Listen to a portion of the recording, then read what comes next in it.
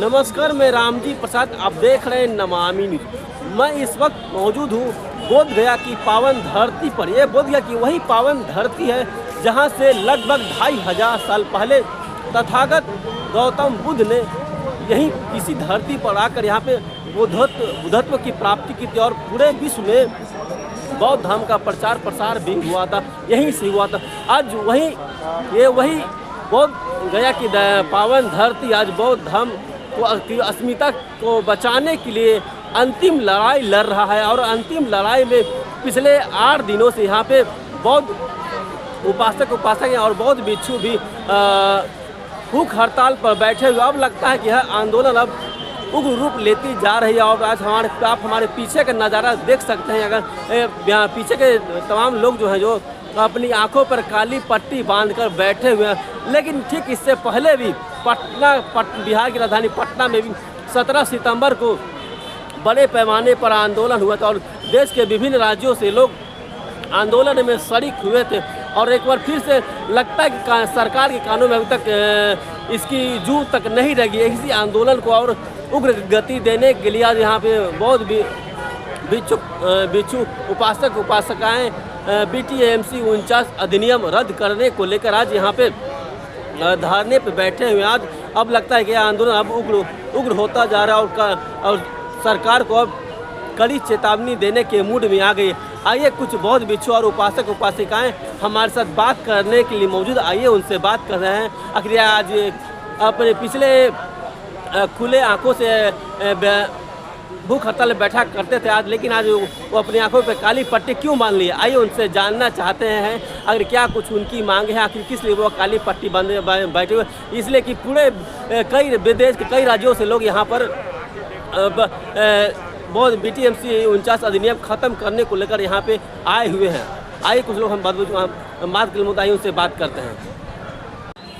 पिछले सर 8 दिनों से आप आमरण अनशन में बैठे हुए, आज काली पट्टी क्यों बांध लिए हैं?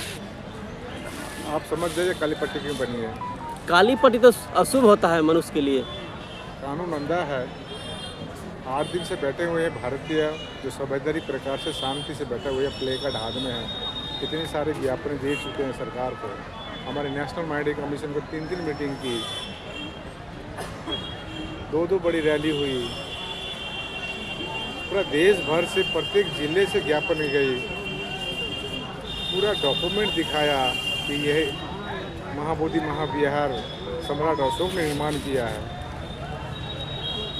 सरकार से हम ये पेंशन बैठने का मुख्य कारण है सरकार हमारी बात सुने, एक एमिकेबल सॉल्यूशन दे, लेकिन सरकार तो अंधी है।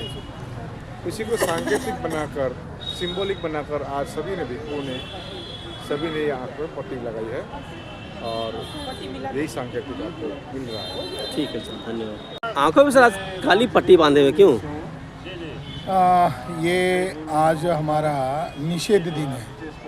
अभी ये आंदोलन में ये परिवर्तन किया गया और संभवतः है कि हम इसको कंटिन्यू रखेंगे। काला निषेध का प्रतीक होता है, तो ये हम सरकार का, बिहार सरकार का, केंद्र सरकार का और समिति का जो प्रेसिडेंट है, कलेक्टर का, हम ये निषेध कर रहे हैं, धिक्कार कर रहे हैं। तो सर आप अच्छे काम के लिए बैठे हुए हैं, आंदोलन सफल बनाने के बैठे हुए, तो काली पट्टी सर अशुभ होता है? शुभ और अशुभ किसे कहा जाए? ये ब्राह्मणों का कब्जा होना ही अशुभ है, ये पंडों का कब्जा होना ही अशुभ है जी। तो क्या लगता है काली पट्टी पे बांधने सरकार के ऊपर दबाव बनाना चाहते हैं? ये देश दुनिया के लोग देख रहे हैं ना। ये हमारे भिक्षु चक्कर आकर गिर गए, बेहोश होकर गिर गए, वो अन्न त्याग दिया है, वो अमरण अनशन चल रहा है। ये कोई मजाक नहीं ना, ये आंदोलन एक सीरियस आंदोलन है और BTMC जो है ये ऊपर तक मैसेज नहीं दे रही है, हो सकता है वो दबा रही है और इस आंदोलन को कुचलने का ही ये साजिश है। तो हम हमारे भाइयों को, देश दुनिया के भाइयों को बता रहे हैं कि ये हालत है कि हमको न्याय नहीं मिल रहा है, न्याय मांगने के लिए हम लोग अमरण अनशन कर रहे हैं, फिर भी वो इसकी उपेक्षा कर रहे हैं। आपको कहीं इधर नेशनल मीडिया दिखाई दे रहा है? ये इंटरनेशनल स्थान है। जैसे आप एक सोशल मीडिया चला रहे, यूट्यूब चैनल चला रहे हो, आप इन लोगों की आवाज़ बुलंद कर रहे हो। आपका जो चैनल है नमामि न्यूज़, ये चैनल इसका प्रचार प्रसार कर रहा है। कौन और छोटे छोटे चैनल वाले लोग इसका आम लोगों के बातों को आवाज़ दे रहे हैं, मगर सो कॉल्ड नेशनल मीडिया कहाँ गया? मर गया, सुसाइड कर लिया, कहाँ गया?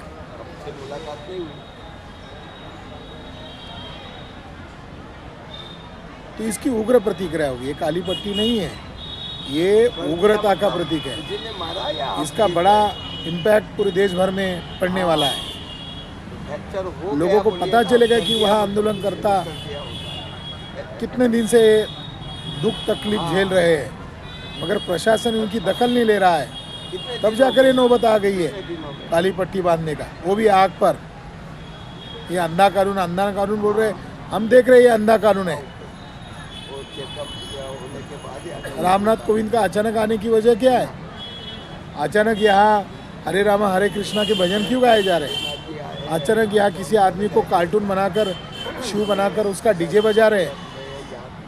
ये अंतर्राष्ट्रीय धरोहर है, इसका इस तरीके से मजाक नहीं किया जा सकता। और बीटीएमसी के लोग इसको अलाउ कर रहे हैं। बीटीएमसी के लोग आरएसएस बीजेपी के इशारे पर काम कर रहे हैं क्या?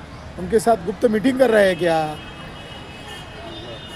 ये भी जानकारी आ रही कि इनको कंट्रोल किया जा रहा है आरएसएस के द्वारा। ये होली प्लेस है, ये पवित्र स्थान है, यहाँ बुद्ध को ज्ञान मिला और पूरी दुनिया के लोग यहाँ नमन करने आते हैं। बुद्ध, भारत की पहचान बुद्ध और अशोक के नाम से है, राम श्याम के नाम से नहीं है। ब्राह्मणवाद देश को गर्त में लेकर गया है।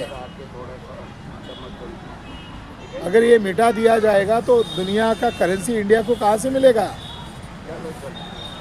भारत को अरबों रुपए का जो धन मिलता है वो बुद्धिस्ट हेरिटेज के नाम पर मिलता है। भारत के बाहर है कोई? इनको जिनको मानते हो है भारत के बाहर कोई? तो ये लड़ाई बहुत सीरियस लड़ाई है और शासन प्रशासन इस आंदोलन की अगर दखल नहीं लेगा तो ये और उग्र आंदोलन हो जाएगा। जी, ये मैसेज दे रहे हैं, ये काले पट्टी बांधकर ये मैसेज दे रहे हैं। ठीक है सर, धन्यवाद। Thank you. मैं Chandrabodhi Patil, trustee chairman the Buddhist Society of India. मैं 15 तारीख से लगातार ये धरने पे बैठा हूँ। आज 8वां दिन है और जो बीटी एक्ट है 1949 उसको निरस्त करने के बारे में ये आंदोलन चल रहा है। और क्योंकि 26 जनवरी 1950 को अपना संविधान लागू हुआ और उसके पूर्व के जितने भी एक्ट बने हुए हैं वो निरस्त हो रहा है, यानी इलीगल है ऐसा हम मानते हैं।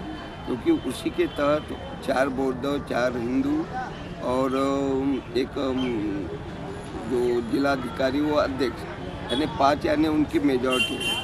तो जितने भी हमारे धार्मिक स्थल हैं, चाहे मुस्लिम के हो, चाहे सिख के हो, चाहे ईसाई के हो या हिंदू के, जैन के, तो उनका प्रबंधन जो है उनके समाज के लोगों के द्वारा होते आता है। ये भारत का नहीं अंतर्राष्ट्रीय स्तर का ही है, क्योंकि नाम ही उनका महाबोधि है। महाबोधि यानी सिद्धार्थ गौतम में जहाँ बुद्धत्व प्राप्त किया, बोध ग्रहण किया और पूरे संसार में बौद्ध धर्म का प्रचार प्रसार हुआ, ये स्थान बोधि वृक्ष के नीचे में सबको मालूम होते हुए भी यहाँ पे हिंदू लोगों की क्या ज़रूरत है, दूसरे गैर धर्म के लोग, तो उसको मुक्त कराने के लिए ये आंदोलन चल रहा। 8वां दिन है और कोई सरकार से कोई यानी उसकी तवज्जो नहीं दे रही, इसलिए ये आज काली पट्टी यहाँ पे बांधी गई। कहाँ से हैं सर आप? मैं नागपुर से आया हूँ। अच्छा, ठीक है, धन्यवाद। आँखों पे काली पट्टी बांध के क्यों बैठे हुए? काली पट्टी बांधने का ये है, यहाँ धरना चल रहा है महाबोधि का आंदोलन, वो में 8वां दिन हो गया और अभी तक सरकार का कोई प्रतिनिधि भी मिलने के लिए नहीं आया, पूछने भी नहीं आया। यहाँ बीटीएमसी का अध्यक्ष, गवर्नर, जिलाधिकारी होते हैं, डीएम होते हैं, उनके तरफ से भी कोई आदमी नहीं आया कि ये अकेले रिसेप्शन के बीटीएमसी के रिसेप्शन के सामने बैठे हैं, क्या कारण है। तो सरकार को हम लोग, बिहार सरकार हो या भारत सरकार, वो अंधी है। लेकिन अपने देश के अंदर क्या हो रहा है, क्या लोग चाह रहा है, क्या मांग रहा है, उसको शांतिप्रिय ढंग से जो लोग बैठे हैं भूखे प्यासे, इन लोगों को क्या चाहिए, इसको मैंने, ये भी यहाँ के वोटर हैं भारत के, इन लोग की भी सरकार में भूमिका होती है। और 8 दिन तक कोई पूछने वाला नहीं है, शर्म की बात है। इससे लोग आँख पर पट्टी बांधे हैं कि और देश दुनिया का लोग जाने ये भगवान बुद्ध के ज्ञान स्थली की क्या स्थिति। ठीक है सर, धन्यवाद। कहाँ से हैं सर आप? मेरा नाम हुआ Shrinath Singh Gaur, the Buddhist Society of India के राष्ट्रीय उपाध्यक्ष हैं। ठीक है, ठीक है, धन्यवाद। बहुत बहुत धन्यवाद सभी लोगों को। पटना मैं भी छत्तीसगढ़ बिलासपुर से हूँ। अच्छा मेरा नाम प्रकृति बौद्ध है जी। और हम भी यहाँ आए हैं। आज हमको 5-6 दिन हो गया है, हाँ है ना। आज का ये 8वां दिन है, लेकिन अभी तक कोई एक्शन सरकार की तरफ से नहीं आया है। और मेरा हाथ जोड़ करके विनती है सरकार से कि इसको और बड़ा रूप ना दे करके हमारी जो मांग है उसको हम पूरी करें, ठीक। और देश में भाई भाई में हिंसा करने का कोशिश न करे या आग मत फैलाए। ये हमारी हाथ जोड़ के विनती है। ठीक है, धन्यवाद।